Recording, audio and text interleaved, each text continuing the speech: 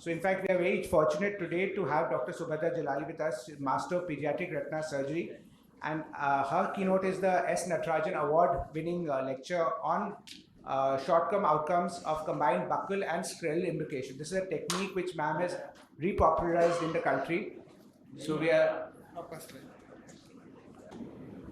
So this was our purpose, to report the novel surgical technique of combined buccal with modified scleral imbrication for ROP and other childhood onset complex detachments. And this was a very big pain point, because patients coming back with regmatogenous detachment in a setting of very bad vitreoretinal pathology. For last 25 years, I was trying the routine technique of lensectomy, vitrectomy, silicone oil, re-silicone oil, and it was very frustrating, because a lot of these patients, we could not get back their retina in place satisfactorily for us to have a long-term good outcome. And then the complications of glaucoma, repeated anesthesia, keratopathy, so many problems were there, and still we never reached a good outcome. That is what they started with before they had this regmatogenous detachment. So I'll just show the technique. I don't know if this will play. Okay. So we tag the muscles. For all the tenons, okay. A horizontal incision is given at the site where the maximum traction is. Usually this would be the equator, but it can be anterior posterior to it. And then I give 2 vertical incisions on the sides, create 2 flaps up and down.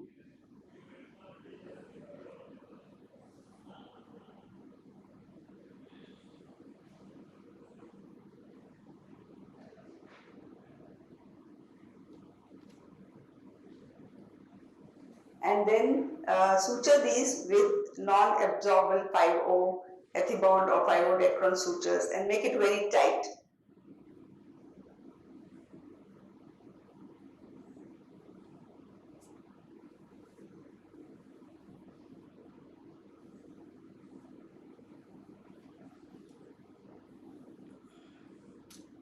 So this tightening is important. Keep on holding the loop and keep on pulling it till you get the maximum, and it will come.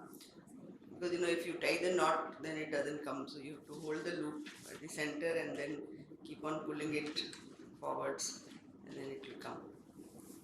So really something which all retina surgeons Once can it do. is tightened, then you can put on the buccal, or you can drain it.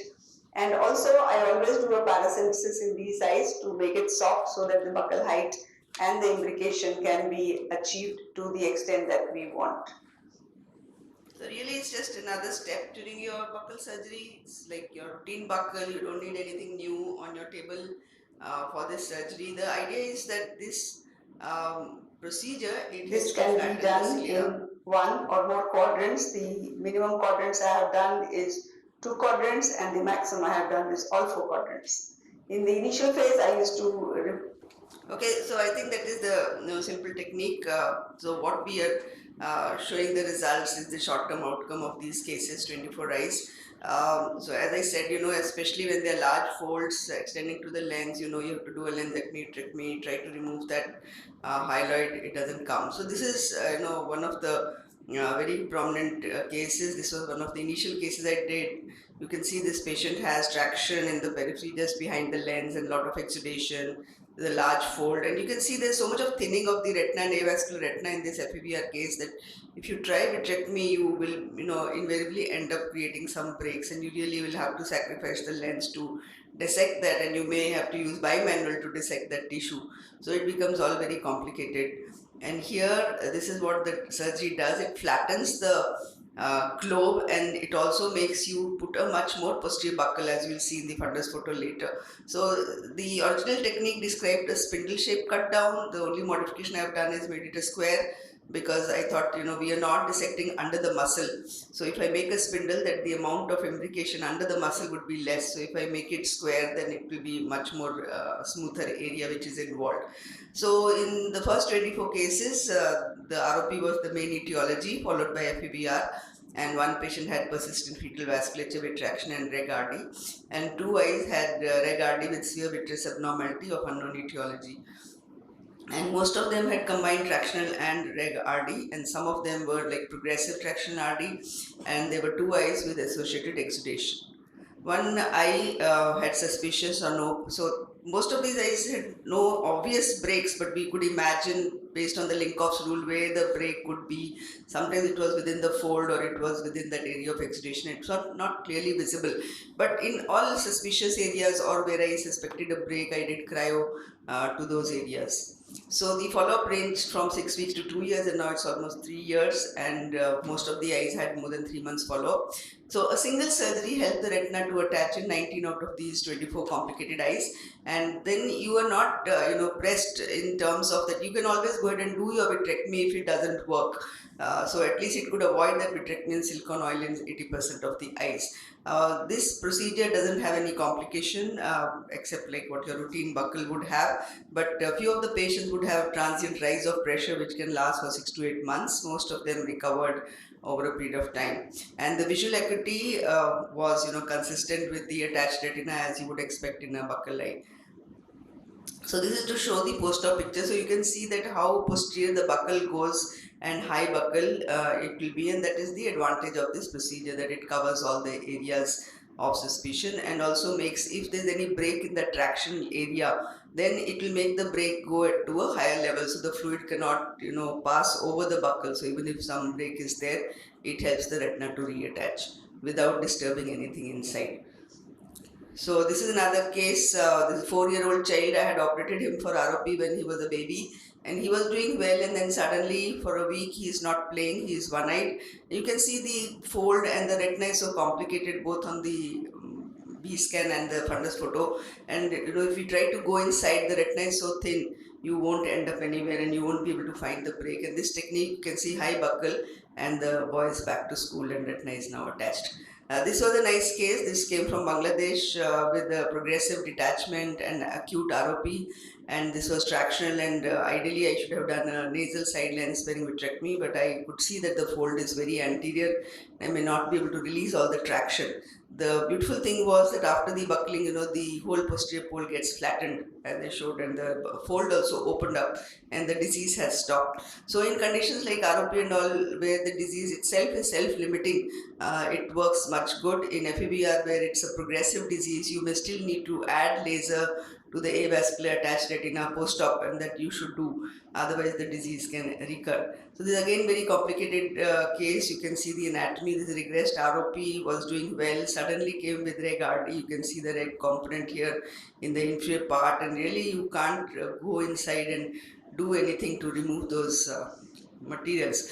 And we could reattach the retina, and his vision was back to 2050. But of course our work doesn't stop there. These are just to show the ultrasound pictures. If somebody is not convinced that there was a reg RD and it got attached after the surgery, both the OCT and the B scan showing reattached retina. But this child was sent by his local doctor after surgery as unfit for admission and should go to a blind school. And when they came back to us and with high myopic correction, so you can see the myopia can increase in these patients from -7, it went to -11 in this child. And we wrote that child is absolutely fit to go the Navodaya Vidyalaya. So I just shared some old wine in a new bottle with little added twist. I hope this will intoxicate all of you, and believe me, it is better than any other spirit. So this is such a gratifying surgery that single surgery was able to cure the condition in most of the cases.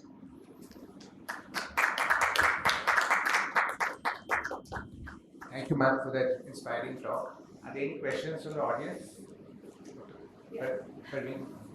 Always a great talk, and every time I have to explain that.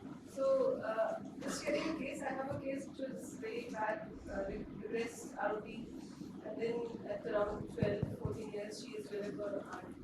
So, I have done a buckle, and there was a lot of proliferation and moved that also. Oil isn't sitting, but on OCT, I don't see the retina fully falling back because of the obvious shortening. Now, buckle is there. So can I do this over the buckle? Yes, so in one of the cases where I had done this 3 years ago, the patient actually came back with a recurrent RD in another quadrant, and then I had to decide, should I repeat this procedure in that eye or I should do vitrectomy. So I went and opened the eye again in the buccal area, and it was nice to see what happened to this sclera over a period of 3 years. So the whole thing, you can't see that imbrication. It's already scarred. It's nice. You can redo it. So I redid the imbrication that. So that was like I had done an imbrication, then I could redo the imbrication again in another area. So definitely you can open that buckle and you can try that I'll have to imbrication. move the buckle, do the imbrication. Yeah, and then put another buckle or the same buckle. If Otherwise, I was thinking, will it work if I shave off little anterior and posterior and then try to suture? Yeah, so when we do this in the other reports in literature, everybody is not made a flap, so you don't really need to make flap always. You can also try to put sutures without a flap and tie it. So obviously you will have to give mannitol or do a paracensis. The other thing I didn't put in this video is that post-operatively after 6 to 8 hours, I open the bandage and put them on Xalatan for next 2 to 3 weeks. So 6 to 8 hours our paracensis will work, but after that I cannot monitor the IOP. So I do put them on Xalatan, and if they're older patients, then of course I put them on Dimox for a few days. Still, I'm able to record the pressure and make sure that we didn't create any CRA or anything like that. So 2-3 times paracensis on table. Now in ROP cases, it would be a little difficult because sometimes they have shallow AC in some areas, so you have to really find some place to do that paracensis. But small babies, I'm not able to give menthol, but older children, yeah, you can give menthol and then top it up with Dimox or topical anti-glaucoma medication. In 5 to 6 hours, the conjunctiva starts healing, and there should not be any problem of opening the bandage and starting the eye drops. One question: how do you take these beautiful photographs of these babies? So I think some were Claris and maybe one was off. So how do you manage to get these pictures? Yeah, so any child who's more than 3 years, it's not difficult for them to tell them there's a video game and look inside the Optos or a Claris. For small babies, I think we already have had a presentation, and that won the best paper also. The flying baby position, small babies. So difficulties between 1 and 2.5 years, 3 years. Other than that, if you make speculum in the eye and yeah, small babies we put speculum, and in flying baby position you can do OCT, you can do fundus photos quite well. We've published an atlas also recently. You can see that Zeiss is giving that atlas. Please take from them. Madam, I have one question. That one case which you showed where was one radial fold and one area Open. where the lower portion regmentation is hardy. How about a radial buckle in that area versus your scleral? So radial buckle will not open that fold. See, I tried to guess like what happens. So if you have a paper boat or a Gandhi topi and you press it from two sides, the bottom will open up. But if you put a radial buckle, there's no way that the bottom is opening up. So this bottom is opening because you're pressing on the sides. Just imagine a Gandhi topi, if you do like that, then what happens? The base opens, right? So if you press two sides, you're pressing on circumferentially, then it opens up. But radial buckle will only take care of that area. It will not help to reduce the traction all around. So these folds are not single traction. It's a vitreous body which is creating that fold. It's a 3-dimensional fold. It's not a 2-dimensional. Okay, so please try this and get back to me. Mahesh is here. He shared his video, so he showed that they don't put a buckle. They only do the imbrication. So that may also work. I don't know. I didn't try that. I'm happy putting 42 band or 240 band in small babies and 287 or something in older patients. I feel that is giving me more buckling effect. But even the imbrication alone may work in some cases. Thank you, ma'am. It was an excellent discussion.